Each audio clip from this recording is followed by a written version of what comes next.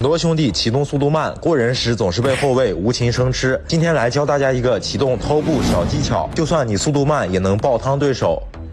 我们尝试突破过人，一般是在距离对方1步左右时汤球启动，这样我们和对方几乎是同时启动。如果你不能用假动作完全晃开对手，就只能拼绝对速度。但是如果我们提前启动1步，在距离对方2到3步时朝对方带球启动，然后在距离对方1步时向左或者向右变向，那么在变向时我们已经提前启动了1步，而对方还处于低速状态，刚刚准备启动，这样我们和对方就存在一个速度差，就算他的绝对速度比你快，也很难追上你。这就是提前让自己进入较高速度，然后利用速度差来过人的启动偷步技巧。